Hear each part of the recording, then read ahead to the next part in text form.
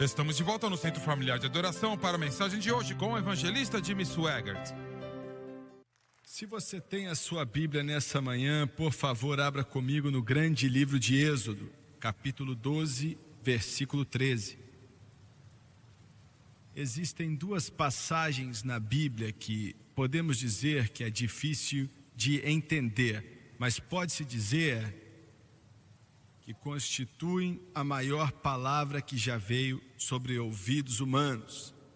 A primeira é Gênesis 15:16, aonde o Espírito Santo, através de Moisés, escreveu: e Abraão creu em Deus, e Deus lhe creditou como justiça. A segunda é aqui, o sangue será um sinal para indicar as casas em que vocês estiverem. Quando eu vir o sangue, passarei adiante. Glória a Deus. Aleluia ao Cordeiro. E quero usar como tópico o Senhor Jesus Cristo, a cruz, nossa fé e o Espírito Santo. Acho que podemos dizer que todo o corpo do cristianismo, o cristianismo bíblico, se envolve na declaração que acabei de fazer: o Senhor Jesus Cristo. Em segundo lugar, a cruz de Cristo. Em terceiro lugar, nossa fé. Em quarto lugar, o Espírito Santo. Abaixe sua cabeça. Pai Celestial, muito obrigado pela sua graça hoje. E Senhor, eu peço em nome de Jesus que o Senhor... Aleluia ao Cordeiro. E quero usar como tópico o Senhor Jesus Cristo, a cruz, nossa fé e o Espírito Santo. Acho que podemos dizer que todo o corpo do cristianismo, o cristianismo bíblico, se envolve na declaração que acabei de fazer: o Senhor Jesus Cristo. Em segundo lugar, a cruz de Cristo. Em terceiro lugar, nossa fé. Em quarto lugar, o Espírito Santo. Abaixe sua cabeça. Pai Celestial, muito obrigado pela sua graça hoje. E Senhor, eu peço em nome de Jesus que o Senhor me ajude a entregar minha alma a esse povo. Me ajude, Senhor, a dar a eles o que o Senhor me deu. Me unge para pregar como o Senhor os unge para ouvir. Peço tudo no santo nome de Jesus, e todos dizem amém e amém. Como alguns de vocês me ouviram dizer isso no passado, eu nasci em um lar dia 15 de março de 1935, aonde não se conhecia Deus. Minha mãe e o meu pai nunca estiveram em uma igreja até fazerem 25 anos. Eu tenho que corrigir isso. Minha mãe lembra de ter ido a um funeral e foi só. O meu pai nunca tinha nem pisado na porta de uma igreja até fazer 25 anos. Nunca tinha escutado uma canção evangélica. Imagine só. Nenhuma vez, isso pode até soar estranho, mas bem, pense nisso. 1935, quando nasci, não haviam estações de rádio gospel aonde vivíamos. Televisão não tinha nem sido inventada. O meu pai nunca tinha visto uma Bíblia. Nunca tinha visto uma Bíblia. Eu nasci em meio a essa casa e ainda tentaram de tudo para viver uma vida limpa e moral. Meus pais não bebiam, eles não fumavam, viviam tocando em boates, em danças. Meu pai tocava o violino e tocava muito, muito bem. Minha mãe tocava violão e cantava. Esse era o mundo deles, só isso que conheciam. E até mesmo hoje, com a proliferação do Evangelho, existem muitos que não sabem, nunca ouviram falar. E muitas vezes eu penso, o que teria acontecido comigo se os meus pais não tivessem encontrado o Senhor Jesus Cristo? Aonde eu e minha irmã, e agora minha esposa, e meu filho, e meus netos, e os meus bisnetos, e os meus bisnetos, aonde eles estariam? Veja bem, porque quando o curso é decidido, ele não afeta só você, mas afeta todos que vêm depois. Entendeu bem? Você estando aqui hoje, você dizendo sim para Jesus, será uma influência para o bem sobre os seus filhos, suas filhas, suas crianças, com quem eles se casarem, com os seus netos, com os seus bisnetos. Glória a Deus, glória. Você tem que ficar feliz com isso.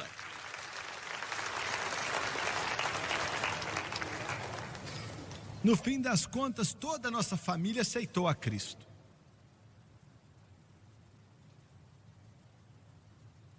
Não foi fácil.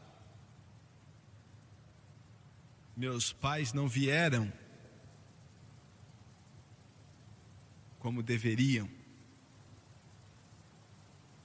Eles escutaram a pregação e o cântico do Tom Holcomb, que era o irmão do Jack Holcomb. O Jack Holcomb, acho que era o maior cantor que o cristianismo já produziu. Nunca ouvi uma voz como a dele. O irmão dele, Tom, era alguém bem próximo dele. E os meus pais amavam esse homem e suas esposas, mas eles não queriam dizer sim para Cristo. Mas tem algo a respeito do poder convencedor do Espírito Santo, que você não consegue correr dele facilmente. Então, ou era ser salvo ou sair dali. Os meus pais saíram. A primeira canção evangélica que eu lembro de ouvir foi quando estávamos saindo da nossa cidadezinha, indo para o sul do Texas. Eu tinha 5 anos de idade. E o mais esquisito é que meus pais cantavam enquanto saíam da cidade. O meu pai ia entrar em negócios. Eu sei que Deus vai dar um jeito para mim. Você pode dizer, mas não eram salvos? Não eram salvos e não diziam estar salvos. Eles estavam correndo de Deus. Você pode correr, mas como a canção que tentei cantar.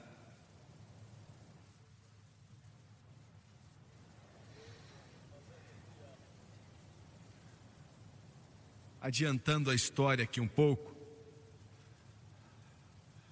Eu me lembro, cedo pela manhã, num quartinho de hotel em Rio Honda, Texas. Foi antes do sol nascer. Alguém bateu na porta. Eu ainda posso ver o meu pai se levantando. Minha mãe estava no hospital, doente com pneumonia. Meu irmãozinho, que levaram com eles, também estava com pneumonia. Meu pai abriu a porta, eu ainda posso ver, está a imagem na minha mente. Meu tio estava ali e ele era católico. O nome dele era Slumpa, Frank Slumpa. E o tio Frank casou com a irmã do meu pai. Ele não falou nada, ficou parado. E o meu pai falou, foi o Doni, né? É o irmão do meu irmãozinho, era Doni. É o Doni, não é? Meu tio abaixou a cabeça e disse: sim, ele faleceu há meia hora atrás. Eu ainda posso ver o meu pai chorando e tremendo. Eu posso ver o funeral e um pastor das Assembleias de Deus estava lá. O coveiro, meu pai, eu e o meu tio que acabei de mencionar. Minha mãe estava muito doente para ir.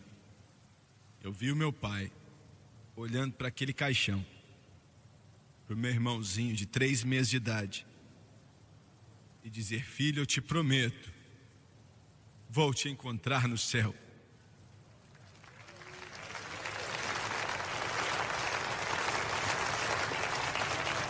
Ele cumpriu aquela promessa. Alguns anos depois ele disse sim para Jesus Cristo.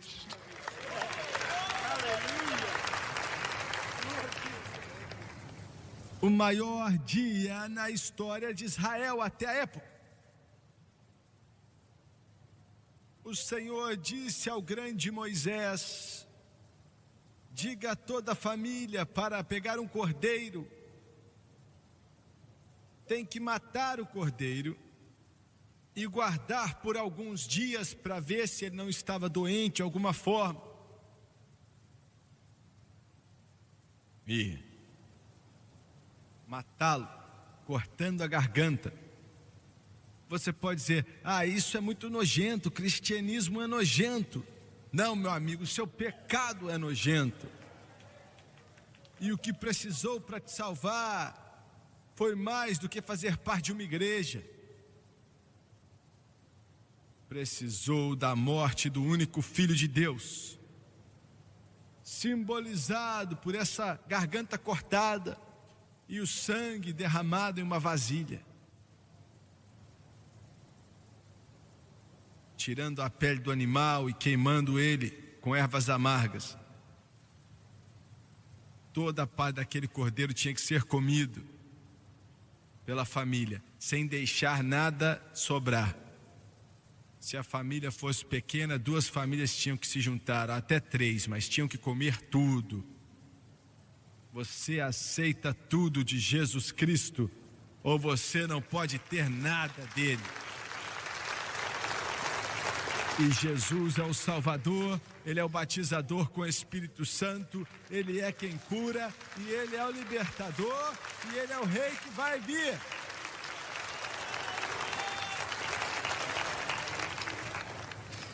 E tome o sangue. Pegue isopo. Isopo era como se fosse grama que crescia no meio de pedras. Molhe ele no sangue. E marque o lado da porta da sua casa e na parte de cima. Não coloque embaixo. Nos lados e na parte de cima. E vá até a casa. Todos vocês. E o anjo da morte está vindo. O Espírito Santo chama ele de destruidor. Ele está vindo. Mas entre na casa. Não importava como era a casa, podia ser um barraco. E eles eram escravos e não moravam em palácios. Eles tinham o básico do básico. Mas a aparência da casa não importava. Ele disse: o destruidor está chegando. E ele vai olhar para toda a casa no Egito. E quando eu ver o sangue, ele não diz quando eu vir o centro familiar de adoração, ele não diz quando eu ver a igreja batista, não diz quando eu ver a igreja católica, não diz quando eu ver o padre, ele não diz quando eu ver o sacerdote, ele não diz quando eu ver o pregador, ou ele disse: quando eu ver o sangue, quando eu ver o sangue, quando eu ver o sangue, quando eu ver o sangue.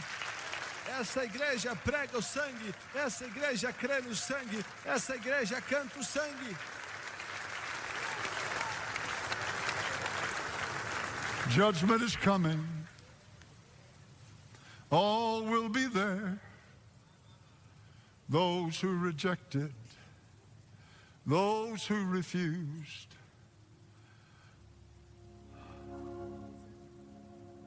Quase, hein? Oh, sinner, hasten. Let Jesus come in, and he will pass over you. When I see the blood, thank God I have the blood applied. When I see the blood, when I see the blood, I will pass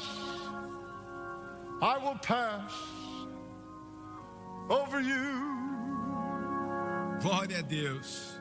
Eu quero repetir, essa igreja prega o sangue, essa igreja crê no sangue, essa igreja canta o sangue, essa igreja olha para o sangue, essa igreja, nossa proteção, nosso passado, nosso presente, nosso futuro, está no sangue, no sangue, no sangue, no sangue.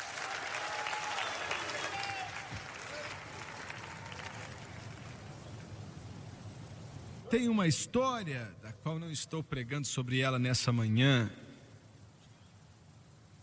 da sua redenção. Nem um só israelita morreu naquela noite. Nenhum. E o grande palácio de Faraó, o mais bonito da face da terra, o filho mais velho dele morreu naquele palácio. Assim como em toda outra casa do Egito, que não tinha o sangue ali. Quando eu ver o sangue, passarei por vocês. Essa é a história da nossa redenção. Agora, quando eles foram libertos, e deixa eu falar isso aqui da libertação deles, a maioria das vezes os pregadores nem mencionam. Eles eram escravos, quase 3 milhões deles. São escravos, tá? Estão vestidos de trapos.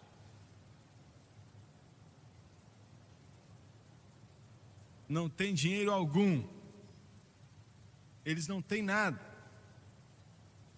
Mas os egípcios queriam mandá-los embora. Tanto que deram a eles todo o ouro e prata que conseguiram achar. E tem mais, hein? Olha, os pregadores não falam muito disso. Nunca ouvi alguém mencionar isso. Mas a Bíblia diz que quando foram embora, o egípcio não só deu a ele o ouro e a prata, mas as melhores roupas, o melhor linho, as melhores roupas que o dinheiro podia comprar. E quando saíram dali, não saíram vestidos em trapos, saíram vestidos nas melhores. Haha! Alguém louva a Deus aí, dê um brado aí. Glória a Deus, glória a Deus.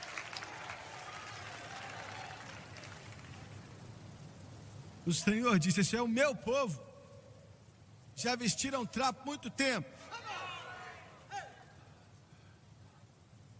Posso ver? Levanta, por favor. Não, a bonita do seu lado aí, a bonita. Olha para a congregação, por favor. Levanta aí, Robert. Agora vira lá para a congregação, por favor. Eles não são bonitões? Eu conheço eles já, vocês podem se assentar, mas glória a Deus, porque você pertence ao Senhor Jesus Cristo. Você é um filho de Deus vivo. Glória a Deus.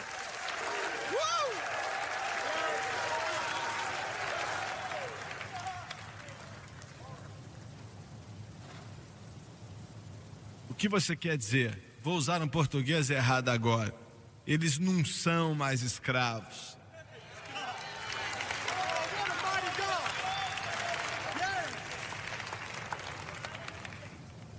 Saíram dali cheio de ouro e prata. Saíram vestidos.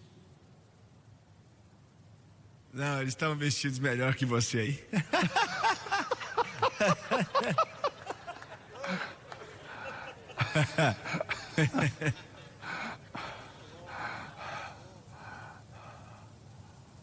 Eu acho que não, viu? E não havia um fraco entre eles. Nenhum.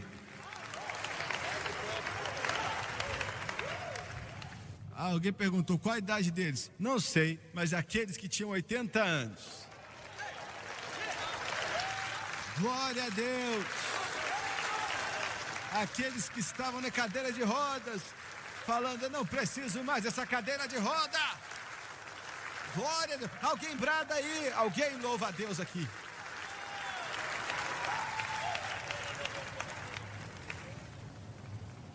Glória a Deus.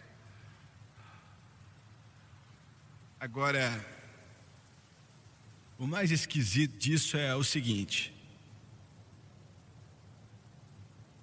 o Senhor podia ter levado eles, dando volta no Mediterrâneo, até a Terra Santa. Era mais curto, eu já passei ali. Eu lembro a última vez que fomos de Jerusalém a Cairo, no Egito. Chegamos à fronteira do Egito e 2 egípcios vieram no ônibus conosco. E rapaz, eles estavam bem vestidos. Não eram pessoas qualquer. Os 2 não iam casar um com o outro.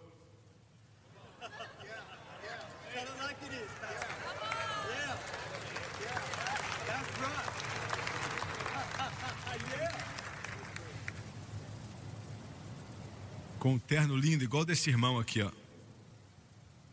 Eu vi os botões, um relevo assim no casaco. Se assentaram. Aonde se assenta alguém assim? Aonde eles quiserem assentar. E perguntei para eles assim: quem são vocês? O que vocês fazem? Eu tenho muitos inimigos no mundo. Eu quero saber se esses 2 eram meus inimigos. E aí eu perguntei: quem são vocês e o que vocês fazem?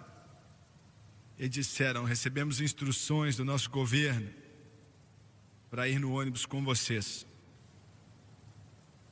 para certificar que ninguém vai pegar no pé de vocês.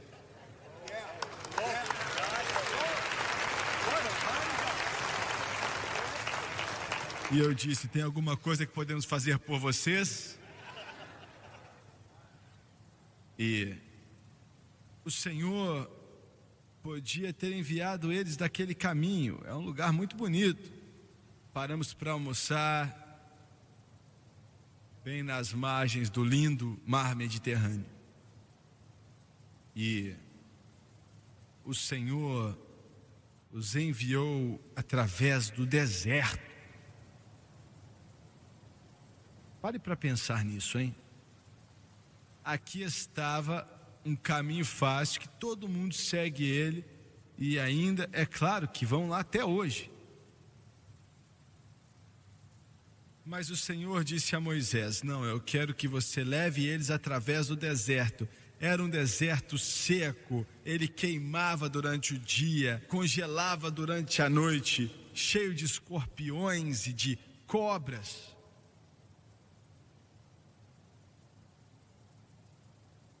Não havia como caçar para comer ou peixes para pescar. E Moisés falou: Senhor, através do deserto, Por que ele fez aquilo? Haviam outras razões, mas a razão principal foi a seguinte: ele queria mostrar a 3 milhões de israelitas, com garotinhos e garotinhas, bebezinhos aqui de colo, bisavôs, bisavós, que ele podia cuidar deles naquele deserto.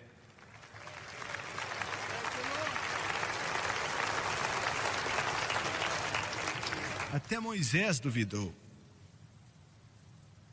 Ele falou: Moisés, vou te mostrar que posso preparar uma mesa no deserto. Você precisa entender, escute. Ele enviou o maná por quase 40 anos. Você me escuta falar isso e assim, é algo comum, né? O maná desceu, glória. Você sabe quanto maná descia? Para quase 3 milhões de israelitas. Alguém descobriu. Precisava-se para cada dia. Você pega uma locomotiva e coloca 45 vagões nele. Não carros assim, mas aqueles vagões grandões de trem. 45 deles. Coloca 15 toneladas de maná em cada vagão. E no sábado, o dia anterior, na sexta, ele duplicava 90 vagões. Não vinham vagões, o maná vinha do céu, mas eu estou querendo te mostrar a quantidade. E ele não fez só uma vez, ele fez por quase 40 anos.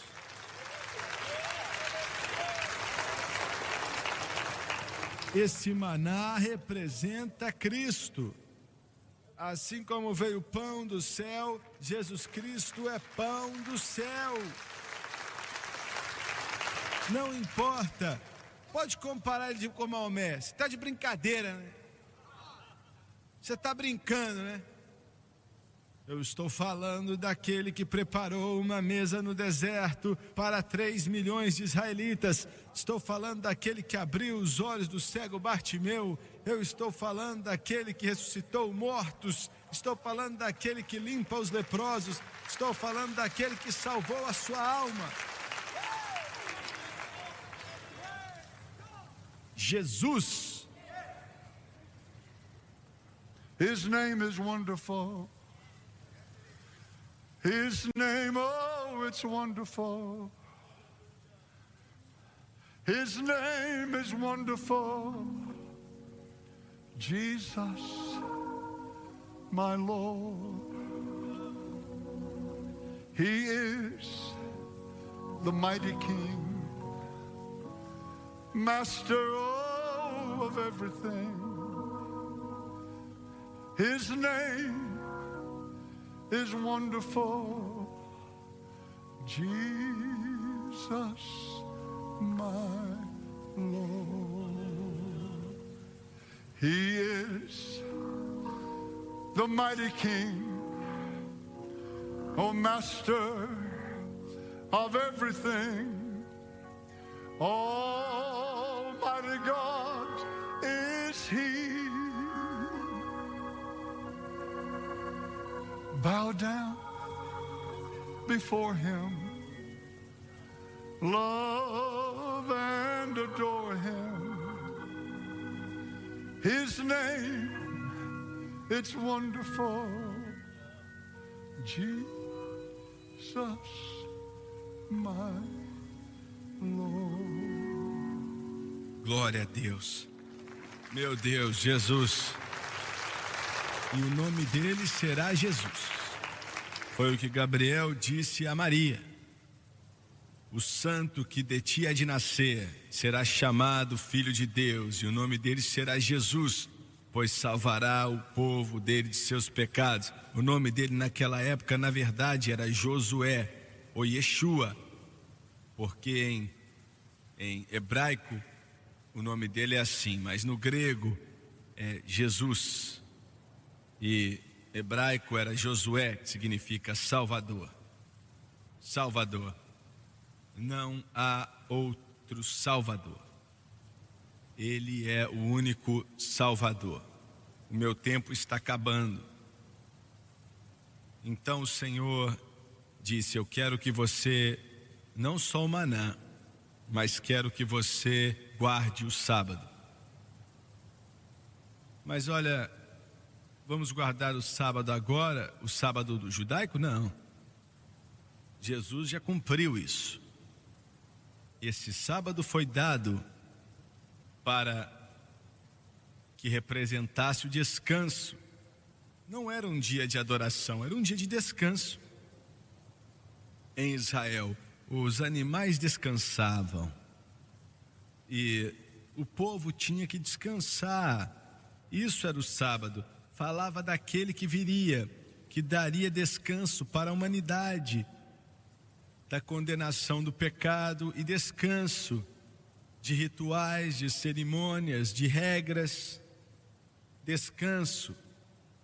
Vinde a mim todos que estão cansados e sobrecarregados, e eu vos aliviarei. Tomai sobre si o meu jugo e aprendei de mim, pois sou manso de coração, e encontrarão descanso para vossas almas. Descanso. E algumas pessoas acham que a salvação deles está nesse dia. Temos que guardar esse dia. Em Cristo guardamos todos os dias. Todos os dias. Segunda, terça, quarta, quinta, sexta, sábado, domingo, todo dia. Uma vez eu já preguei em conferências com Aaron Trotter, anos atrás. E ele tinha a maior unção que já vi no ministério de qualquer pessoa, qualquer pregador. E preguei 2 conferências com ele. Nunca vi ninguém que conhecia a palavra de Deus como ele conhecia. Mas acima de tudo, a unção do Espírito Santo. Ele pegou uma igreja lá em Battle Creek, no Michigan, e é um dos centros, dos lugares onde mais tem adventista do sétimo dia. E tem boas pessoas nas adventistas do sétimo dia, de verdade. Mas a fé deles está no sábado, não está em Cristo. Está naquele dia. E nenhum dia pode salvar. E todo mundo naquela igreja tinha sido salvo e cheio do Espírito. Eram ex-adventistas do sétimo dia. Até mesmo o dono da grande companhia Kellogg de cereal era adventista. Uma das senhoras principais chegou para ele um dia e falou: irmão Trotter, fazia pouco tempo que ele estava lá, nós queremos usar a igreja no sábado. E ele falou: você quer usar a igreja no sábado? Ele suspeitou o que estava acontecendo. E ela disse sim. Ele falou: você está usando para guardar o dia? Ou você está usando para servir e adorar ao Senhor? Bem, acho que devemos guardar o sábado. Ele falou: minha irmã, eu te respeito, mas não vai dar não. Ela falou: como assim não vai dar? O nosso dinheiro construiu essa igreja, a igreja é nossa. Ele falou: sim, é verdade, você está certa. E se você insistir em fazer isso, domingo que vem é meu último dia. Mas em boa consciência eu não posso deixar você ter o prédio para guardar um dia.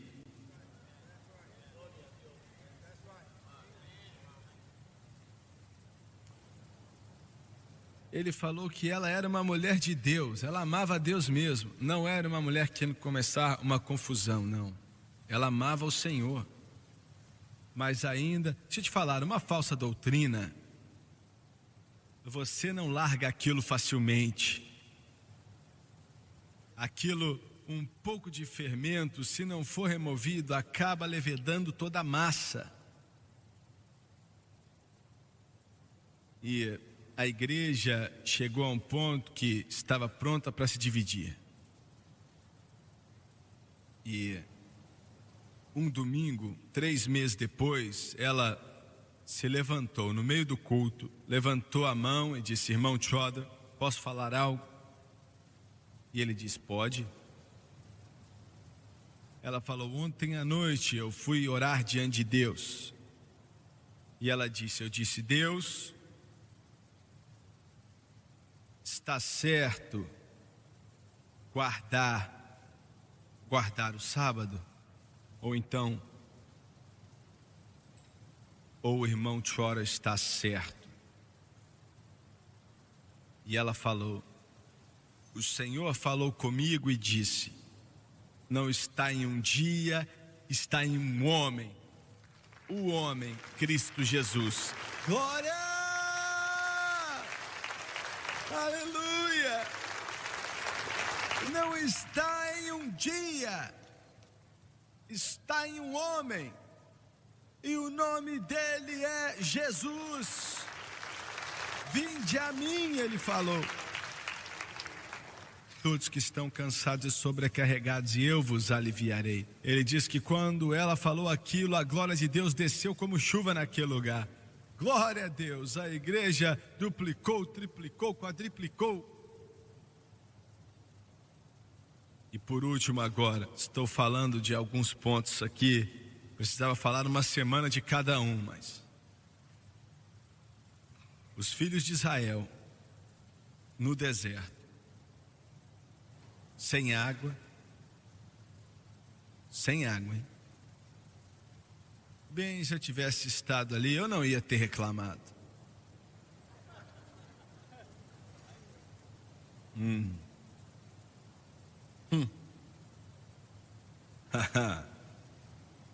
Meu amigo, você reclama demais até quando a sua esposa coloca muito sal na sopa.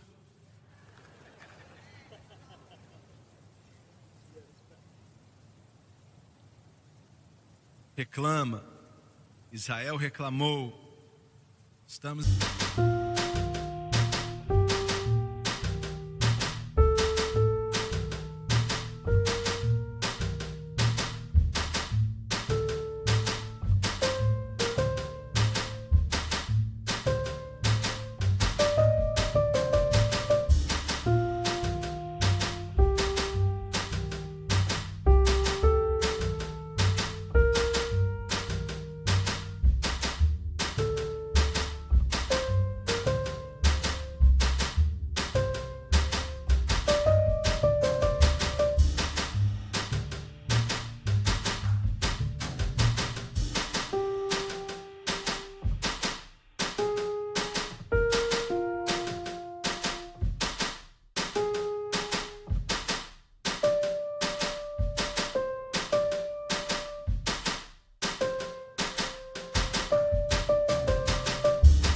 aqui, não temos comida, senão esse maná, não temos água.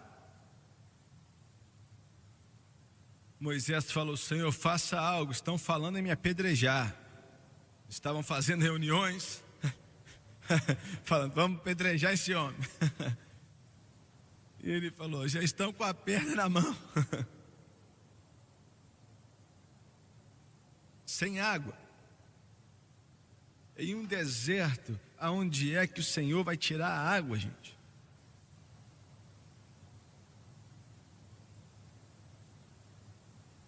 E ele falou para Moisés: pega esse cajado aí na mão, sobe naquela rocha. Aquela rocha, sei lá, podia ser do tamanho dessa igreja, podia ser. Sobe em cima da rocha, pega o cajado e bata na rocha. Isso vai ser uma tipificação. Veja bem, Jesus é a rocha. E bater na rocha seria ele pagando pelos nossos pecados na cruz do Calvário. E quando ele pagou, bateu naquela rocha, água jorrou. Agora espera aí. Você deve entender que haviam quase 3 milhões de pessoas ali. Todos com sede. Tira da sua cabeça que saiu pouca água dali. Foi um rio Mississippi que fluiu daquela rocha. Aleluia! Alguém tem que louvar. Água pura, perfeita, limpa, potável. Água limpa. Jorrou daquela rocha, tipificando o Espírito Santo. Tipificando o Espírito Santo. Não estou falando de gotas, não. Estou falando de um rio. 3 milhões de pessoas beberam dele. Eu não sei se tinham ovelhas ali ou não, mas se tivessem, beberam também. Espera aí. Criancinhas nadaram naquilo. Glória a Deus. E pregadores como eu também nadaram naquilo. Porque a Bíblia diz que estava até aqui no tornozelo, depois no joelho, depois na cintura, águas que não se pode ficar de pé nelas e que vêm cobrir nossa cabeça.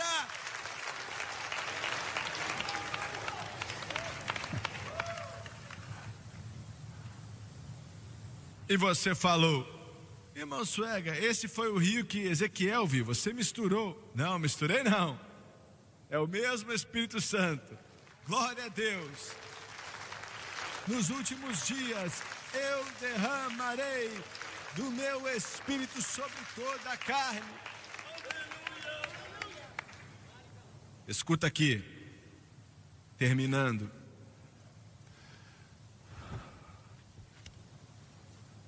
Outro dia orando, eu disse outro dia, mas sabe como é que é. Alguém me perguntou outro dia. Quanto tempo atrás é isso, irmão Suega? Olha, desde ontem, há 25 anos atrás.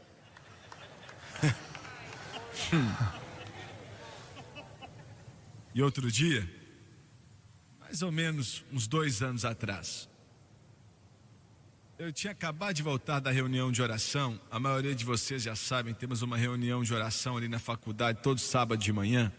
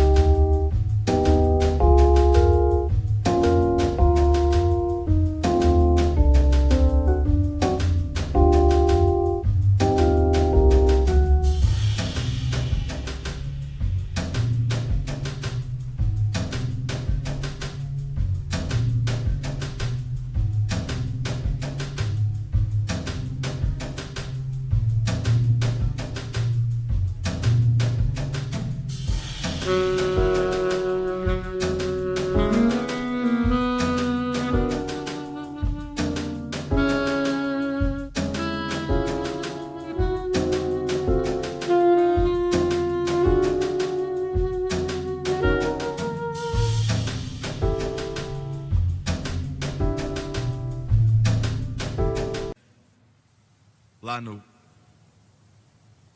prédio, senti o Senhor tocar meu coração para orar mais uma vez. A França tinha saído para algum lugar e eu me assentei no chão e comecei a orar. E eu senti tão forte, alguns de vocês entendem o que estou falando, quando o Espírito Santo vem sobre você para você orar. E o Senhor me fez lembrar, orando, e me fez voltar às cruzadas, a última que fizemos em Madison Square Garden, na cidade de Nova York.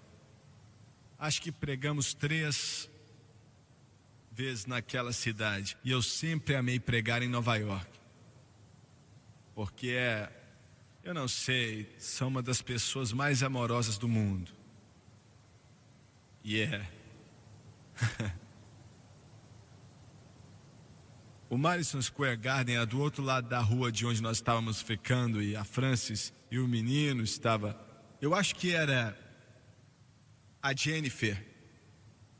Ela tinha mais ou menos 1 ano de idade. A Francis estava empurrando o carrinho onde ela estava, indo para o auditório, né, atravessando a rua, no carrinho de bebê. E aí o sinal ficou vermelho e a Francis começou a empurrar. E um cara num táxi ficou meio bravo porque ela entrou na frente dele. Ele não sabia com quem ele estava mexendo. Colocou a cabeça para fora do carro e falou: "Ah, que é isso?" Aí ela chegou perto dele e falou assim: "O que você é, um idiota, rapaz? Você não está vendo que eu tô com um bebê no carrinho, não?" E depois que ela terminou, ela: "Sim, senhora, não, senhora, sim, senhora, não, senhora." Ué, o povo santo não faz isso. Bem, às vezes ele deixa de lado a santificação deles por um instante. Aí, naquela noite, depois do fim da cruzada, no domingo à tarde, tivemos que sair para Londres, na Inglaterra. E quando chegamos lá, o nosso hotel era bem ao lado do Park Hyatt. O Park Hyatt, eu acho que tem umas 30 milhas de distância, um lugar lindo em volta de Londres. E eu falei com ela: "Estou indo orar um pouco no parque." E eu fui, andei até lá, e lugares assim bem privados e sem muita gente. Aí eu fui orar e o Senhor falou ao meu coração e disse: "Você sabe quantas pessoas foram batizadas com o Espírito Santo na tarde de ontem à tarde?" Aí eu parei e não tinha pensado naquilo. Aquele lugar cabe 32 mil pessoas e estava lotado. E quando pedi às pessoas que queriam ser cheias do Espírito Santo para virem à frente, todo o corredor, indo até a parte de trás, aqui dos lados, nas galerias também, eu comecei a pensar, porque uns 7 ou 8 anos antes daquilo, tinha me falado: "Prepare um culto em toda a cruzada para que pessoas sejam cheias do Espírito Santo." E ele falou: "Se você crer em mim, eu vou encher até 1000 pessoas em um só culto." Passaram-se anos e vimos muitas, milhares de pessoas assim, agregados, cheios, mas nunca 1000 em um só culto. Aí eu lembrei, eu falei: "Oh Deus." Ele falou: "É isso mesmo, tinham mais de 1000. Encontrei um pregador há alguns meses atrás que tinha 14 anos de idade e foi batizado no Espírito Santo naquele culto." E aí,